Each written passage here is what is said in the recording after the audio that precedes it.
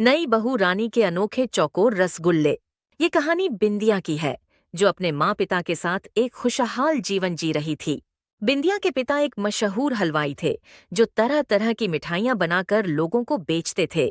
उनकी सबसे ज्यादा पसंद की जाने वाली मिठाई उनके हाथों के बने रसगुल्ले थे, जो स्वाद में इतने लाजवाब थे कि हर कोई उनका दीवाना हो जाता था। उसके पिता के बने रसगुल्ले इतने लाजवाब होते थे कि उन्हें पाने के लिए लोग लंबी कतारों में खड़े रहते थे। अब बिंदिया शादी की उम्र में पहुंच चुकी थी, लेकिन फिर भी वह हर वक्त अपने पिता के साथ रहकर उनकी तरह लाजवाब मिठाइयाँ, खासकर रसगुल्ले बनाना सीखती रहती थी। उसे मिठाइयाँ बनाना बेहद पसंद था, लेकिन उसके पिता उसे हमेशा समझाते थे कि पहले उन्हें बनाता देखकर सीखे और फिर धीरे धीरे हाथ आजमाए, इसी तरह असली हुनर आता है। एक दिन की बात है, जब बिंदिया अपने पिता को रसगुल्ले बनाते हुए ध्यान से देख रही थी और उत्सुकता में उनसे तरह तरह के सवाल पूछ रही थी। उसके पिता भी बड़े धैर्य से हर सवाल का जवाब दे रहे थे और साथ ही उसे रसगुल्ले बनाने के छोटे बड़े सारे गुण सिखा रहे थे। तभी अचानक बिंदिया ने ऐसा सवाल पूछ लिया, जिसे सुनकर उसके पिता एक पल के लिए हैरान रह गए। पिताजी, एक बात तो बताइए, क्या रसगुल्ले हमेशा गोल ही बनते हैं? क्या इन्हें किसी और अलग से आकार में भी बनाया जा सकता है, जैसे चौकोर या कुछ और? हाँ, तुम चाहो तो चौकोर या कोई और आकार के रसगुल्ले भी बना सकती हो, लेकिन पहले गोल रसगुल्ले बनाना अच्छे से सीखो। फिर जब तुम अपने ससुराल जाओगी, तब वहां नए नए अंदाज के रसगुल्ले बनाना और अपने ससुराल वालों को खिलाना। इस तरह हंसते खिलखिलाते और मिठाइयाँ बनाते हुए कुछ महीने बीत गए और अब बिंदिया भी अपने पिता की तरह लाजवाब रसगुल्ले बनाने में माहिर हो चुकी थी। समय बीतता गया और वह दिन आ गया जब बिंदिया की शादी होने वाली थी। अब वह अपने पिता की सीख और अनुभव के साथ ससुराल जाने के लिए तैयार थी। बिंदिया की शादी मनोज से हुई, जो उत्तर प्रदेश के सुंदरपुर गांव का रहने वाला था। शादी करके वो अब मनोज के यहाँ सुंदरपुर नाम के गांव में अपने ससुराल आ गई थी। उसके ससुराल आते ही उसकी सास ने उसका बड़े धूमधाम से स्वागत किया। अगले ही दिन बिंदिया की पहली रसोई थी। सुबह सुबह ही वह हल्की घबराहट और उत्सुकता के साथ रसोई में पहुंची। बिंदिया की घबराहट देखकर उसकी सास मुस्कुराते हुए बोली, बिटिया, आज तुम्हारी पहली रसोई है ना? धीरे धीरे सब कुछ सीख जाओगी और जैसे जैसे अनुभव बढ़ेगा, तुम्हारा काम और भी आसान हो जाएगा। इसलिए घबराना बिल्कुल मत। माँ जी, मुझे समझ नहीं आ रहा कि मैं पहली रसोई में क्या बनाऊं। आप ही बता दीजिए ना, क्या पसंद है आप सबको? बिटिया, आज तुम्हारी पहली रसोई है तो कुछ मीठा बना दो। वैसे मैंने तुम्हारी माँ से सुना है कि तुम रसगुल्ले बहुत ही स्वादिष्ट बनाती हो, इसलिए आज अपनी पहली रसोई में वही बना दो। बिंदिया ने यह सुनते ही गहरी सांस ली और मुस्कुरा दी। उसे लगा जैसे उसकी पहली रसोई आसान और मीठी बनने वाली है। ठीक है माँ जी, मैं अभी आपके और उनके लिए स्वादिष्ट रस्सेदार रसगुल्ले बनाकर लाती हूँ। बिंदिया तुरंत ही गैस पर रसगुल्ले की चाशनी के लिए शक्कर गरम करने रखती है और दूध फाड़कर उसमें अपने पिता के सिखाए अनुसार सारी सामग्री डालने लगती है। जैसे जैसे शक्कर से चाशनी बनती जाती, उसकी मीठी सुगंध पूरे किचन में फैलने लगती और बिंदिया के चेहरे पर मुस्कान और भी खिल उठती। वो धीरे धीरे चाशनी में भी अपने पिता के सिखाए अनुसार पंचमेवा मिलाती है और मन ही मन सोचती है कि उसकी पहली रसोई सबको जरूर पसंद आएगी। थोड़ी देर बाद बर्तन में चाशनी जब गर्म होने लगती है, तब बिंदिया सावधानी से एक एक करके फटे दूध से बने रसगुल्ले की गोलियां उसमें छोड़ने लगती हैं। कुछ ही देर में बिंदिया ने नरम नरम और सफेद रस्सेदार रसगुल्ले कटोरी में सजाकर रख दिए। रसोई में अब खुशबू ही खुशबू थी और पहली रसोई की मिठास पूरे घर में फैलने लगी थी। बिंदिया रसगुल्ले लेकर सास और मनोज के सामने रख देती है। जैसे ही दोनों ने रसगुल्ले की चमक देखी और उसकी खुशबू ली, उनके चेहरे पर खुशी की चमक आ गई। सासू माँ ने चमकदार रसगुल्ले की कटोरी को देखकर बिंदिया से कहा, बिटिया, तुम्हारे बनाए रसगुल्ले तो कमाल के लग रहे हैं और उनकी खुशबू तो और भी लाजवाब आ रही है। अगर स्वाद भी खुशबू जैसा ही हुआ ना, तो मैं मान जाऊंगी। और इतना कहते ही सबने मुस्कुराते हुए रसगुल्ले चखने शुरू कर दिए। जैसे ही उन्होंने पहला रसगुल्ला खाया, सबके चेहरे खिल उठे। रसगुल्ले का स्वाद इतना बढ़िया था कि देखते ही देखते कटोरा पूरा खाली हो गया। किसी ने एक भी टुकड़ा नहीं छोड़ा। अरे वाह बिटिया, तुम्हारे हाथ में तो सच में बड़ा स्वाद है। पहली रसोई में इतना बढ़िया बना सकती हो, तो आगे तो तुम हमारे घर का मान बढ़ा दोगी। सच में बिंदिया, तुम्हारे हाथ के रसगुल्ले तो लाजवाब हैं। मैंने तो इतने अच्छे रसगुल्ले आज तक नहीं खाए। बिंदिया ये सब सुनकर खुशी से खिल उठी। उसे लगा कि उसकी मेहनत रंग लाई है और नए घर के लोग उसके हाथ के बने खाने को इतना पसंद कर रहे हैं। ये उसके लिए सबसे बड़ी खुशी थी। अब बिंदिया के हाथ के रसगुल्ले घर वालों को इतने पसंद आ गए थे कि हर रात के खाने के बाद उन्हें मीठे में वही चाहिए होता। धीरे धीरे बिंदिया की यह छोटी सी कोशिश उसके ससुराल के सभी लोगों के दिलों में अपनी जगह बनाने लगी।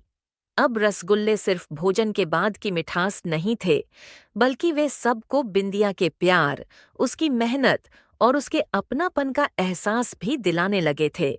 और अब जब भी घर पर मेहमान आते, बिंदिया के हाथों के बनाए रसगुल्ले उनके स्वागत का सबसे खास हिस्सा बन जाते।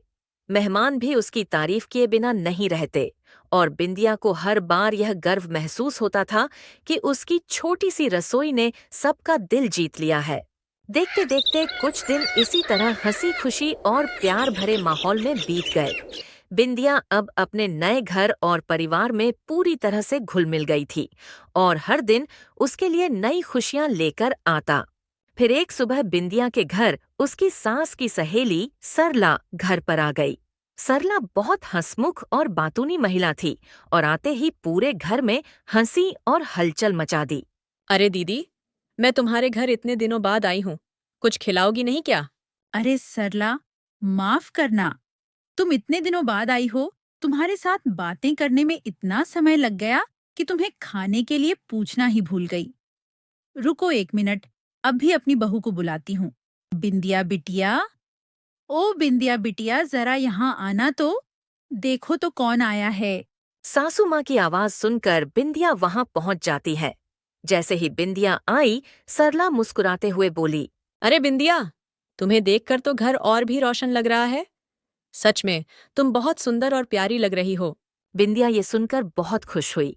उसके चेहरे पर मुस्कान खिल गई और उसने हल्की आवाज में कहा, धन्यवाद काकी, आपसे इतनी तारीफ सुनकर मुझे बहुत अच्छा लगा। अरे बस भी करो सरला, अब मेरी बहू की इतनी तारीफ मत करो। चलो अब बताओ, क्या खाओगी? अरे दीदी, मैं तो वही खाऊंगी जो बिंदिया अपने हाथों से बनाना चाहे। बस आज उसके हाथ का स्वाद चखना है। सरला की बात सुनकर बिंदिया थोड़ा शर्माई, लेकिन उसके दिल में खुशी की एक मीठी लहर दौड़ गई। तो फिर ठीक है सरला, इस मामले में तो बिंदिया सबसे आगे है।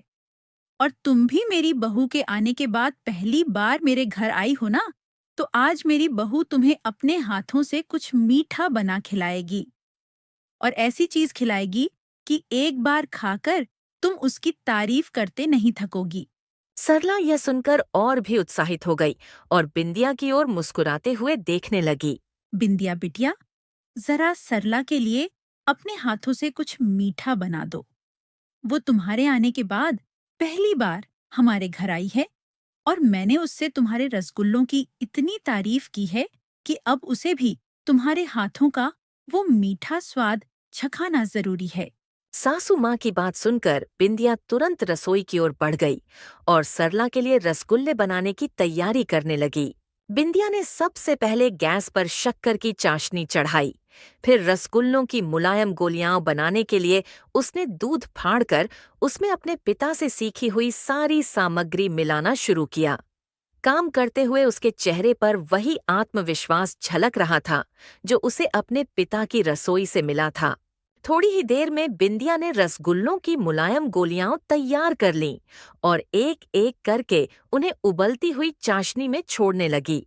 जैसे जैसे चाशनी में उबाल आता, मीठी सुगंध पूरे घर में फैल जाती, मानो रसोई ही नहीं, पूरा घर मिठास और गर्माहट से भर गया हो। कुछ ही देर में बिंदिया ने ताज़ा मुलायम रसगुल्ले तैयार कर लिए। चाशनी में पकते रसगुल्लों की मीठी खुशबू पूरे घर में फैल चुकी थी। फिर बिंदिया ने बड़ी स्नेह से गरम गरम चाशनी वाले रसगुल्ले थाली में सजाकर सासू माँ और सरला काकी के सामने परोस दिए। चाशनी में पके रसगुल्लों की मीठी खुशबू जैसे ही पूरे घर में फैली, सरला का मन खिल उठा। उसके चेहरे पर अपने आप ही एक प्यारी सी मुस्कान आ गई। वाह दीदी, रसगुल्लों की चमक तो कमाल की है और खुशबू तो जैसे सीधा दिल तक उतर रही है। अरे खुशबू छोड़ो सरला, एक बार चख कर देखो, तब पता चलेगा कि असली मिठास कितनी है।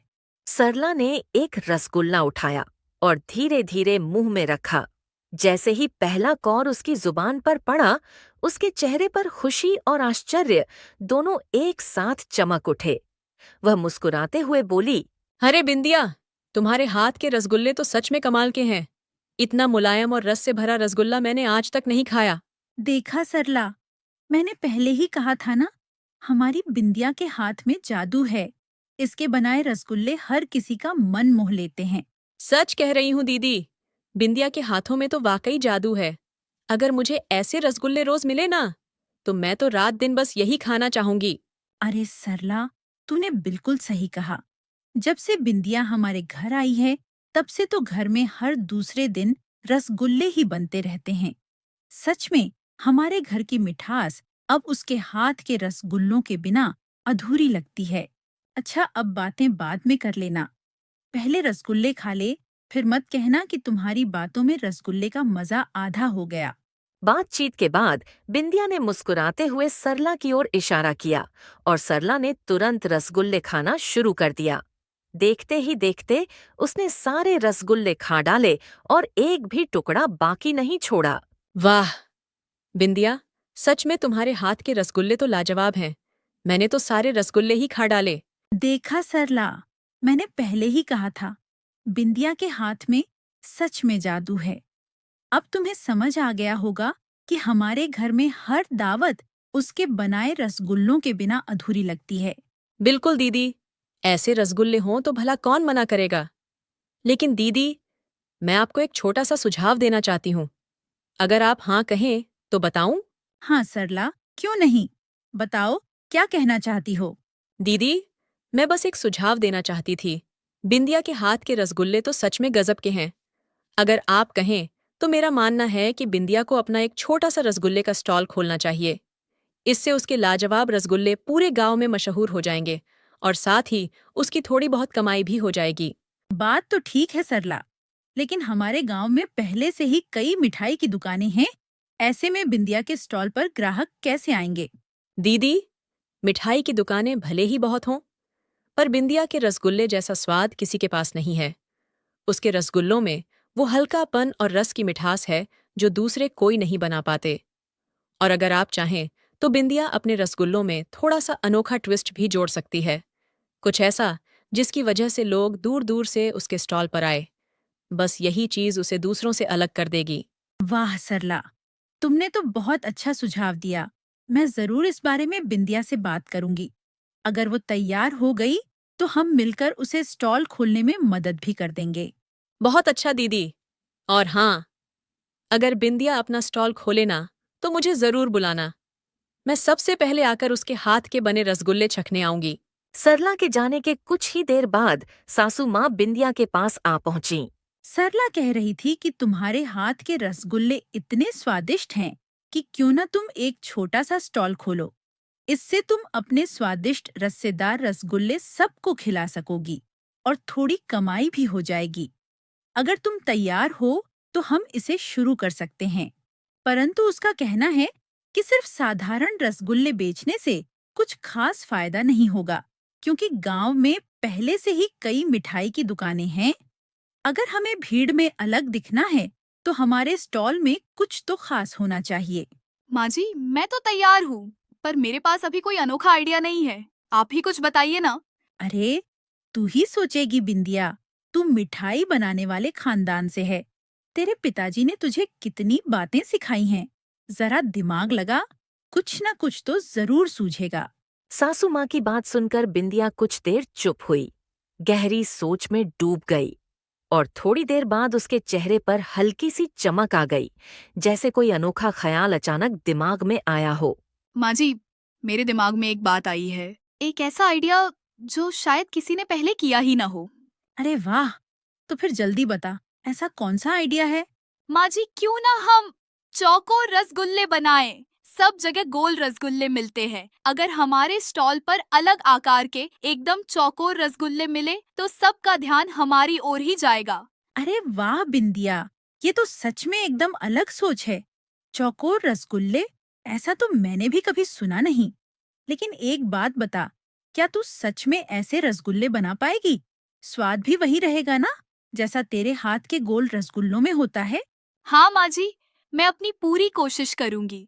पिताजी ने जो सिखाया है उसी भरोसे इसे बनाऊंगी। स्वाद में कोई कमी नहीं आने दूंगी, बस आकार नया होगा। तो फिर देर किस बात की बिंदिया? चलो, हम अपना स्टॉल शुरू करते हैं और तुम्हारे अनोखे रसगुल्लों से सबका दिल जीत लेते हैं। मैं तो पूरी तरह तैयार हूँ माँ जी। बस एक बात है, मेरे वो क्या कहेंगे? उनकी भी रजामंदी जरूरी है ना? अरे उसकी चिंता तुम बिल्कुल मत करो बिंदिया। वह पहले मेरा बेटा है और उसके बाद तुम्हारा पति। वह मेरे फैसलों पर कभी सवाल नहीं उठाता। तुम निश्चिंत रहो, वह जरूर हमारा साथ देगा। सासू माँ और बिंदिया दोनों की खुशी देखने लायक थी, क्योंकि अब बिंदिया के हाथों का जादू सिर्फ घर की रसोई तक सीमित नहीं रहने वाला। सासू माँ ने मनोज के घर लौटते ही उसे आराम से बैठाया और बिंदिया के रसगुल्लों के स्टॉल के बारे में सारी बात विस्तार से समझाई। मनोज ने भी ध्यान से सब सुना और बिना किसी हिचक के माँ की बात से सहमति जता दी। अब यह तय हो चुका था कि बिंदिया अपना रसगुल्लों का स्टॉल शुरू करेगी और घर में खुशियों का माहौल देखते ही बनता था। कुछ ही दिनों बाद बिंदिया ने अपने घर के सामने रसगुल्लों का नया स्टॉल लगा लिया। स्टॉल के पास शुरू से ही उसकी सासू माँ मौजूद थीं, हर कदम पर बिंदिया का हौसला बढ़ाने और उसका साथ देने के लिए। माँ जी, पता नहीं लोग आएंगे भी या नहीं। गांव में पहले से ही इतनी मिठाई की दुकानें हैं। अगर किसी को हमारे रसगुल्ले पसंद ना आए तो? अरे पगली, बेकार में क्यों डर रही है? तेरे हाथ का स्वाद कोई एक बार चख ले, फिर दोबारा आए बिना रह ही नहीं पाएगा। फिर भी माँ जी, आज पहला दिन है ना, दिल थोड़ा घबरा रहा है। डरना मत बिटिया, मैं यहीं हूँ तेरे साथ। और याद रख, मेहनत और हुनर कभी खाली नहीं जाते। ठीक है माँ जी, आप साथ हैं तो हिम्मत अपने आप आ जाती है। बस यही हिम्मत बनाए रख। आज का दिन अच्छा ही होगा और तेरे रसगुल्ले पूरे सुंदरपुर में नाम कमा कर रहेंगे। सासू माँ की बातें सुनकर बिंदिया के चेहरे पर थोड़ा सा आत्मविश्वास लौट आया। उसने गहरी सांस ली, मन को मजबूत किया और अपने काम में जुट गई। कुछ ही देर में चाशनी की मीठी खुशबू आसपास फैलने लगी और ताज़ा बने रसगुल्लों की महक हवा में घुल गई। धीरे धीरे राह चलते लोग ठेले की ओर रुक रुक कर देखने लगे। चमकते रसगुल्ले और उनकी खुशबू लोगों को अपनी तरफ खींचने लगी। तभी एक आदमी खुद को रोक नहीं पाया। ठेले के पास आकर बोला, बहन, जरा एक प्लेट रसगुल्ले देना। दूर से ही इनकी इतनी मीठी खुशबू आ रही है कि कदम अपने आप यहाँ चले आए। ग्राहक ने जैसे ही एक रसगुल्ला उठाकर चखा, उसकी आंखों में हैरानी और खुशी एक साथ झलक उठी। वह मुस्कुराते हुए बोला, वाह बहन जी, ये रसगुल्ले तो सच में कमाल के हैं। इतने नरम, रसदार और स्वाद से भरपूर रसगुल्ले मैंने पहले कभी नहीं खाए। धन्यवाद भाई साहब, आपकी तारीफ सुनकर बहुत खुशी हुई। अगर आपको पसंद आए तो जरूर दोबारा आइएगा। यह नज़ारा देखकर आसपास से लोग धीरे धीरे बिंदिया के ठेले की ओर खिंचे चले आने लगे। पहले एक दो लोग रुके, फिर रसगुल्लों की खुशबू और चमक देखकर और भी लोग पास आ गए।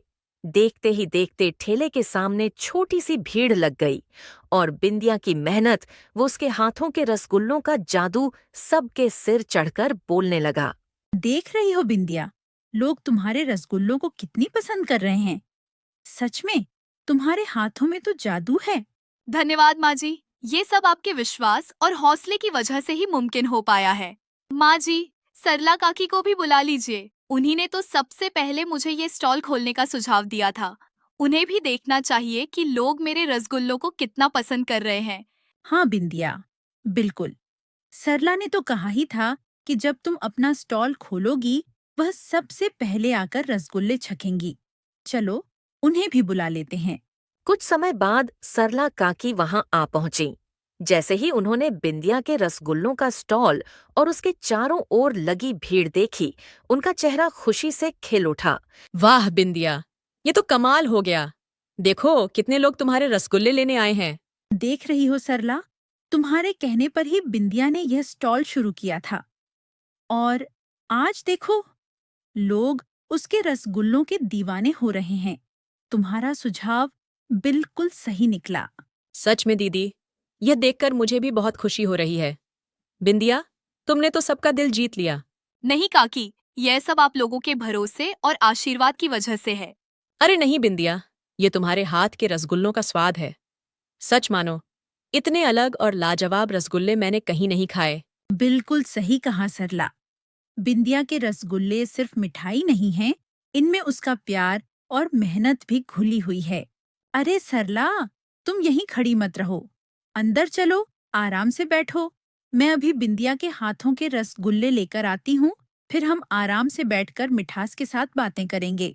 सासू माँ और सरला काकी आराम से बैठकर बिंदिया के बनाए हुए रसदार रसगुल्ले खा रही थीं।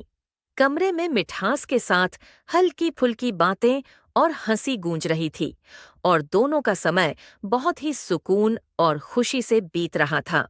इधर घर के अंदर सासू माँ और सरला काकी रसगुल्लों का आनंद ले रही थीं और उधर बाहर बिंदिया अपने ठेले पर लोगों को अपने खास रसगुल्ले परोस रही थी। धीरे धीरे दिन ढल गया और देखते ही देखते बिंदिया के ठेले से सारे रसगुल्ले बिक गए। शाम होते होते न सिर्फ उसका सारा माल खत्म हो गया, बल्कि पहले ही दिन उसे अच्छी कमाई भी हो गई। बिंदिया के चेहरे पर सुकून और आत्मविश्वास साफ झलक रहा था। उसे एहसास हो चुका था कि उसका हुनर अब लोगों के दिलों तक पहुंचने लगा है। शाम तक सारा काम निपटाकर जब सब घर लौटे तो घर का माहौल बिल्कुल सुकून भरा हो गया था। बिंदिया रसोई में रात के खाने की तैयारी में लगी हुई थी, वहीं सासू माँ और मनोज कमरे में बैठकर दिन भर की बातें कर रहे थे। मनोज बेटा, आज तो बिंदिया ने कमाल कर दिया। उसके बनाए रसगुल्ले लोगों को इतने पसंद आए कि देखते ही देखते सब बिक गए और अच्छी खासी कमाई भी हो गई। सच माँ, पहले ही दिन इतना अच्छा रहा। अफसोस, मैं तो काम पर था, एक भी रसगुल्ला छक नहीं पाया। अरे, तू तो दिन भर बाहर था। कोई बात नहीं, मैं अभी बिंदिया से कह देती हूँ कि घर के लिए भी ताजे रसगुल्ले बना दे। इतना अच्छा दिन गया है, तेरे लिए बनाते हुए उसे और खुशी मिलेगी। बिंदिया बिटिया, अगर हो सके तो रात के खाने के साथ सबके लिए रसगुल्ले भी बना देना और मनोज के लिए 2-4 ज्यादा रखना। बेचारा दिन भर काम में था, आज तुम्हारे हाथ का स्वाद चखने का मौका ही नहीं मिला। जी माँ जी, मैं अभी सबके लिए रसगुल्ले तैयार कर देती हूँ। कुछ ही देर में बिंदिया ने ताजे रस्सेदार चौकोर रसगुल्ले बना लिए। रात के खाने के समय पूरा परिवार एक साथ बैठा और बिंदिया के हाथों बने रसगुल्लों की मिठास ने पूरे घर में खुशी घोल दी। अब बिंदिया और उसकी सास रोज अपने घर के सामने चौकोर रसगुल्लों का ठेला लगाने लगीं। देखते ही देखते दूर दराज से लोग बिंदिया के खास चौकोर रसगुल्ले चखने आने लगे। हर दिन ठेले के पास अच्छी खासी भीड़ जुटने लगी और बिंदिया के हुनर व स्वाद का जादू सबके सिर चढ़कर बोलने लगा। कुछ ही दिनों में बिंदिया और उसकी सास के चौकोर रसगुल्ले इतने मशहूर हो गए कि लोग खास तौर पर उन्हीं के लिए आने लगे। बढ़ती भीड़ और लोगों के प्यार को देखकर दोनों को एहसास हुआ कि अब सिर्फ ठेला नहीं, बल्कि एक छोटी सी मिठाई की दुकान खोलने का समय आ गया है। और इस तरह बिंदिया के चौकोर रसगुल्ले सिर्फ उसकी पहचान ही नहीं बने, बल्कि उसके सपनों की मिठास भी बन गए। मेहनत, हुनर और परिवार के प्यार से सजा उसका हर दिन अब खुशियों से भर गया, जहां हर मुस्कान में सफलता की मिठास और हर रसगुल्ले में अपनों का भरोसा घुला हुआ था। ये कहानी रामपुर गांव की है, जहां बारिश का मौसम शुरू हो चुका था। गांव में बहुत जोर से बारिश हो रही थी। गलियां कीचड़ से भरी थीं और आसमान में काले बादल छाए थे। बारिश तेज थी, फिर भी रमेश अपने मोमोज का ठेला तैयार करता है और गांव में बेचने निकल पड़ता है। गांव के चौराहे पर पहुंचकर वो अपना मोमोज का ठेला लगा लेता है और जोर जोर से ग्राहकों को आवाज लगाने लगता है। अरे बारिश हो या तूफान, रमेश का ठेला तो रुकेगा नहीं। आओ आओ और दबा के मोमोज खाओ। आज भी गांव में मोमोज की खुशबू फैलानी है। लोग भूखे तो नहीं रह सकते हैं ना। बारिश में भी गर्मा गर्म मोमोज सबको पसंद आएंगे। देखते देखते कुछ देर बाद बारिश रुक जाती है। कुछ लोग बाहर निकलते हैं और रमेश के ठेले पर रुकते हैं। आओ भाई आओ, बताओ कितने प्लेट मोमोज लगाऊं? अरे रमेश, कितने क्या? देख हम 2 हैं तो दोनों के लिए एक एक प्लेट लगा दे। रमेश दोनों को एक एक प्लेट मोमोज के दे देता है। मोमोज का एक पीस खाने के बाद राजू रमेश से कहता है, अरे रमेश, ये मोमोज तो गीले हो गए हैं। बारिश में तूने इन्हें ढक कर क्यों नहीं रखा? इनका स्वाद तो बिल्कुल फीका लग रहा है। अरे राजू भाई, बारिश का मौसम है, थोड़ा तो गीला होगा ही, लेकिन स्वाद तो वही है जैसा रोज का होता है। एक पीस और खाकर देखो, शायद पसंद आ जाए। नहीं रमेश, इनका स्वाद बिल्कुल बेकार है। पूरा मुंह का स्वाद ही खराब हो गया। बारिश में मोमोस लेकर ही गलती कर दी। अगली बार सूखे मोमोस लाना, तब बात बनेगी। इतना कहकर दोनों ग्राहक वहां से निकल जाते हैं, पर उनकी बातों से रमेश उदास हो जाता है। लगता है आज का दिन खराब है, लेकिन हिम्मत नहीं हारनी। ठीक है, कल और बेहतर मोमोज बनाकर लाऊंगा, ताकि लोगों को पता चल जाए कि बारिश हो या ना हो, रमेश के मोमोज हमेशा स्वादिष्ट होते हैं। देखते देखते फिर धीरे धीरे बरसात शुरू हो जाती है। रमेश दिन भर मेहनत करता है, लेकिन मोमोज गीले होने के कारण किसी को उसके मोमोज पसंद नहीं आते। बारिश की वजह से उसके मोमोज बहुत कम बिकते हैं, जिस कारण उसे बहुत बुरा लगता है और निराश होकर घर की ओर लौटता है। रमेश गीला घर लौटता है। उसके कपड़े बारिश से पूरी तरह से भीग चुके थे और चेहरा थकान और निराशा से भरा हुआ था। उसके घर लौटने के बाद उसकी पत्नी सरिता उसका उदास चेहरा देखकर चिंतित हो जाती है। क्या हुआ जी? आज आपने अपनी ये हालत क्यों बना रखी है? लगता है आज बारिश के चलते आपके मोमोस नहीं बिके। चेहरा तो बता रहा है कि आज कुछ ठीक नहीं हुआ। बोलिए, मोमोस बिके कि नहीं? हाँ सरिता, क्या बताऊं, बारिश ने सारा खेल बिगाड़ दिया। लोग मोमोज खरीद तो रहे थे, पर सब कह रहे थे कि गीले हो गए हैं, जिस कारण उनका स्वाद बिगड़ गया है। मोमोज बिके तो है, परंतु कुछ ही बिके। मैंने तो दिन भर गलियों में ठेला घुमाया, परंतु इस मौसम ने साथ नहीं दिया। यही मेरी परेशानी की बात है। अगर रोज रोज ऐसा रहा तो हमारा क्या होगा? ठेले का खर्चा, घर का खर्चा, सब कैसे चलेगा? कुछ और सोचना पड़ेगा, नहीं तो मुश्किल हो जाएगी। हाँ सरिता, चिंता तो मुझे भी है, पर हम हार नहीं मान सकते। कल मैं फिर से कोशिश करूंगा। शायद मौसम सुधर जाए और लोग फिर से मोमोज खाने आए। बस थोड़ा सब्र रखना होगा।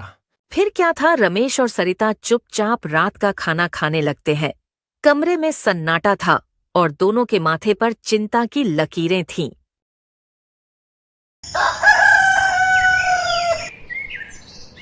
फिर अगली सुबह होते ही बारिश अब काफी हल्की हो चुकी थी। सुरेश फिर से अपने मोमोज का ठेला तैयार करता है और गांव की गलियों में निकल पड़ता है।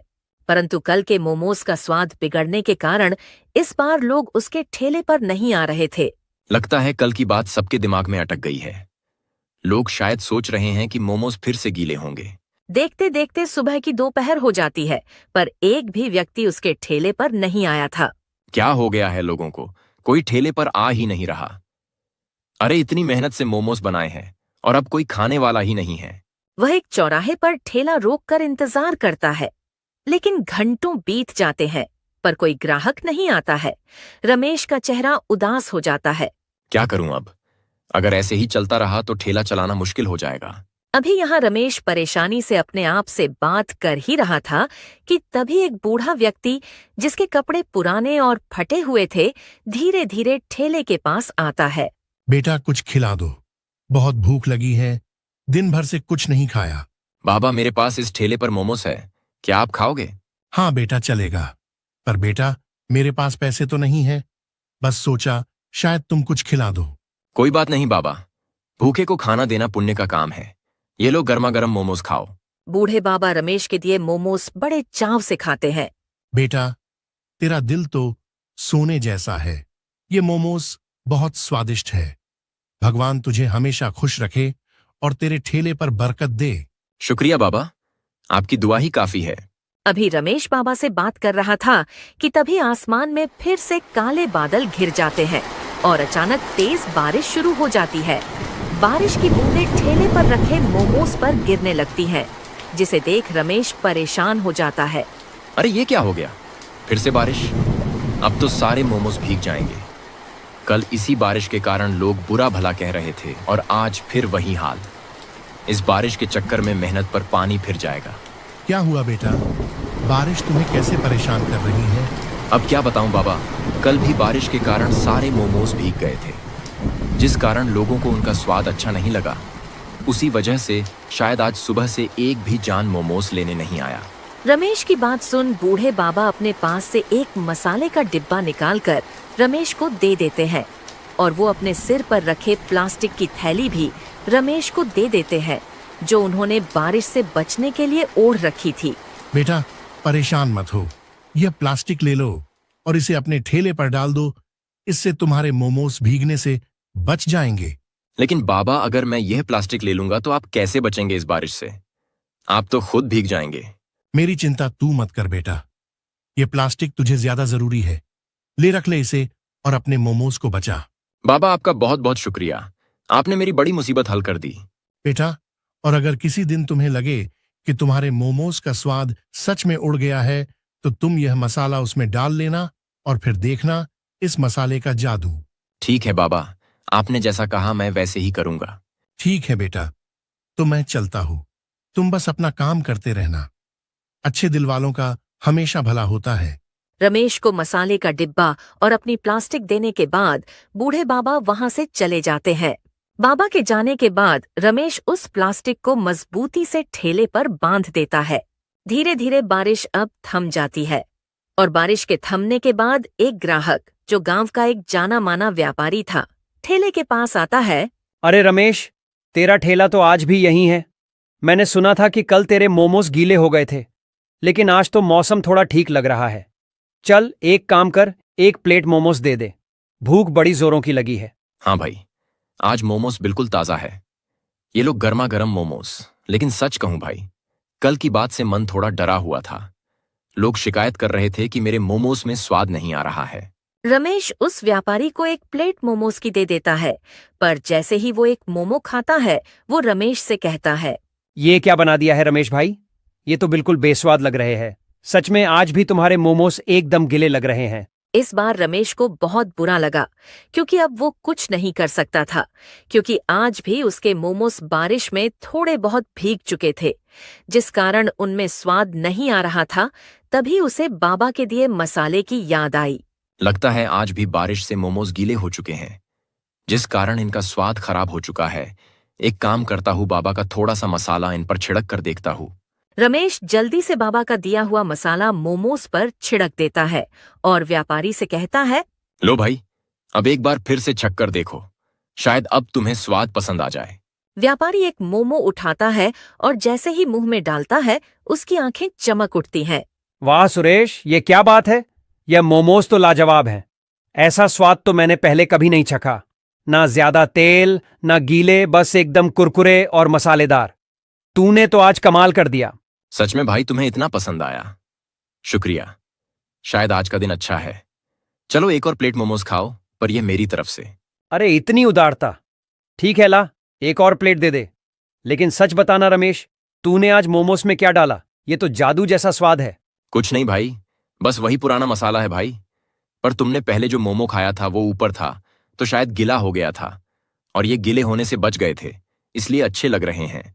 वरना मैं तो हमेशा अच्छे और प्यार से मोमोज बनाता हूँ। हाँ, पर आज शायद मेहनत का फल मिल रहा है।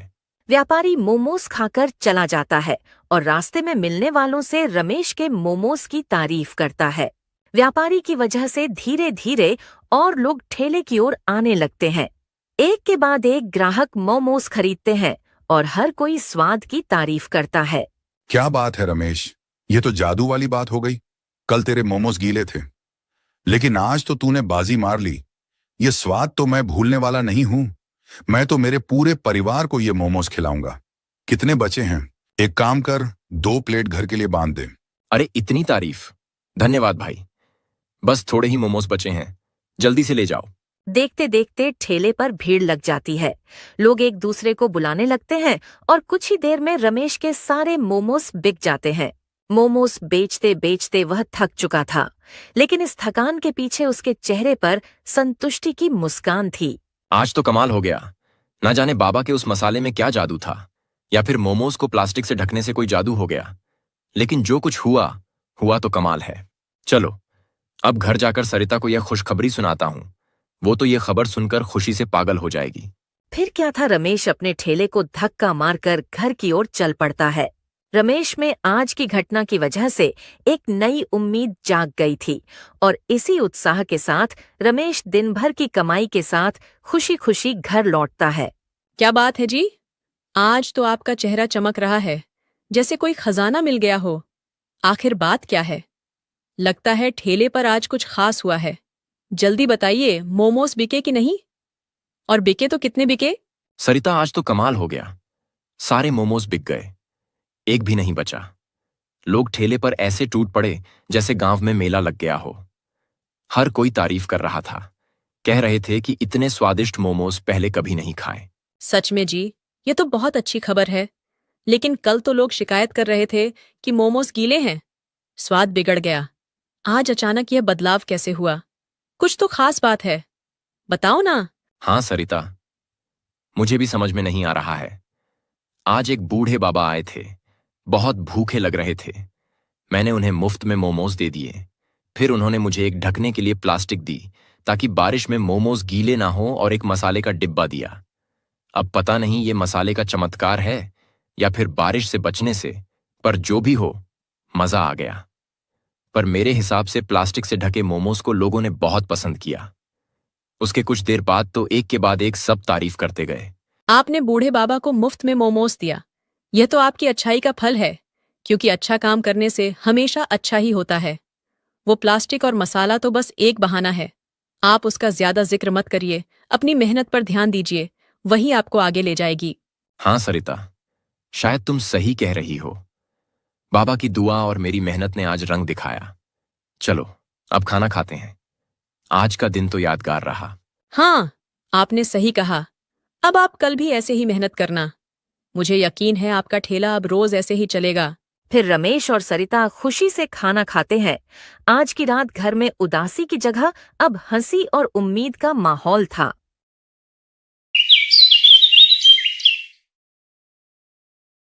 अगले दिन भी काफी बारिश हो रही थी। फिर भी सुरेश अपने ठेले को तैयार करता है और वह अपने ठेले पर बाबा की प्लास्टिक को मजबूती से लगाता है। फिर वह ठेले को धक्का मारकर गांव की गलियों में निकल पड़ता है, पर वो बाबा का मसाले का डिब्बा ले जाना भूल जाता है। उसका जोश देखकर कुछ लोग ठेले की ओर आकर्षित होते हैं, लेकिन मोमोज खाने के बाद उनकी प्रतिक्रिया पहले जैसी नहीं होती। अरे रमेश, ये क्या बात है? ये मोमोज तो कल के जैसे स्वादिष्ट नहीं हैं। कल तो तेरे मोमोज खाते ही मन खुश हो गया था, ऐसा जादुई स्वाद था। आज कुछ कमी सी लग रही है। तूने मसाला तो वही डाला ना? अरे हाँ भाई, मैंने तो वही पुराना मसाला डाला है जो हमेशा डालता हूं। तेल भी ताज़ा, आटा भी वही है, और बारिश से बचाने के लिए ठेले के ऊपर ये प्लास्टिक भी लगाई है ताकि समोसे गीले ना हो। फिर भी समझ नहीं आ रहा तुम्हें स्वाद में क्या कमी लगी। पता नहीं रमेश, लेकिन वो पुराना जादू आज नहीं है। शायद बारिश का असर है या कुछ और। अगली बार पहले जैसे मोमोस लाना, तभी खाऊंगा। रमेश को कुछ समझ नहीं आ रहा था क्या बात है। तभी उसे अचानक से बाबा के मसाले की याद आई।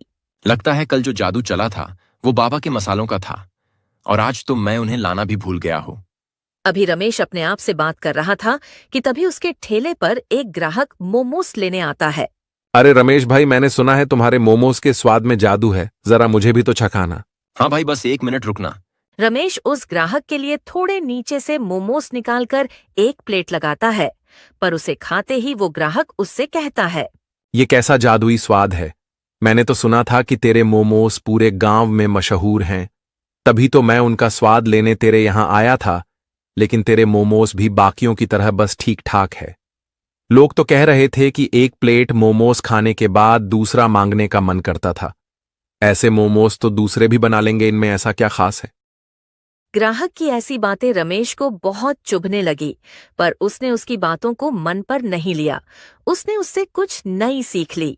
ठीक है भाई, मुझे आज के लिए माफ कर देना, पर तुम कल आना, मेरी तरफ से तुम्हारे लिए एक प्लेट मुफ्त के मोमोज होंगे।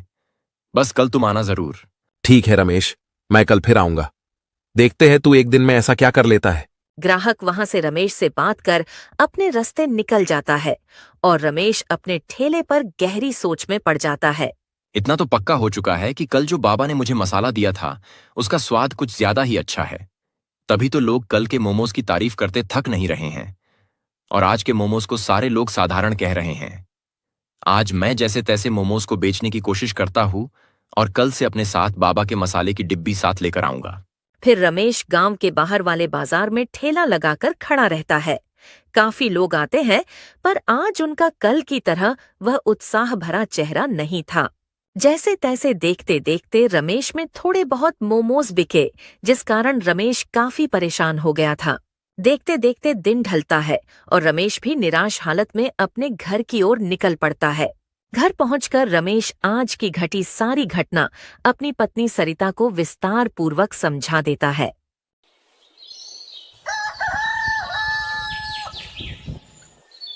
फिर अगली सुबह रमेश फिर अपने ठेले को प्लास्टिक लगाकर तैयार करता है और आज उसने अपने साथ बूढ़े बाबा की मसाले की डिब्बी अपने साथ ले ली थी। रमेश फिर वह ठेला लेकर गांव की गलियों में निकलता है। मोमोज का ठेला अच्छी तरह से बाबा की दी हुई प्लास्टिक से ढका हुए था।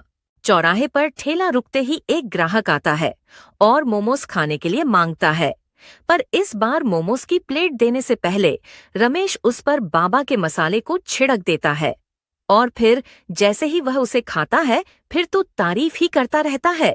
फिर यह खबर गांव में फैलती है और ठेले पर भीड़ लग जाती है। लोग मोमोज की तारीफ करते हैं और जल्दी ही सारे मोमोज बिक जाते हैं। रमेश थका हुआ था लेकिन खुश था। वह ठेला समेत तय समय वह मसाले को देखता है और समझ जाता है कि इसमें कोई खास शक्ति है। वह मसाले को संभाल कर रखता है और खुशी खुशी घर की ओर चल पड़ता है। रमेश घर पहुंचता है और सरिता को खुशी खुशी बताता है कि आज सारे मोमोज बिक गए और लोग बार बार तारीफ करते रहे। सरिता, आज फिर वही हुआ। जैसे ही बाबा का मसाला डाला, सबने कहा कि रमेश के मोमोज का कोई जवाब नहीं। आज तो ठेले पर इतनी भीड़ थी कि सारे मोमोज कुछ ही देर में खत्म हो गए। देखा जी, ये सब आपकी मेहनत और नेक दिल का फल है। बाबा का मसाला बस सहारा है, असली स्वाद तो आपकी लगन और मेहनत का है। रमेश मुस्कुराता है और मन ही मन उस बूढ़े बाबा को याद करता है। उसे यकीन हो जाता है कि मेहनत और अच्छे कर्म हमेशा रंग लाते हैं। उस दिन के बाद रमेश का ठेला पूरे गांव में मशहूर हो गया। बारिश हो या धूप, लोग रमेश के ठेले पर मोमोज खाने जरूर आते।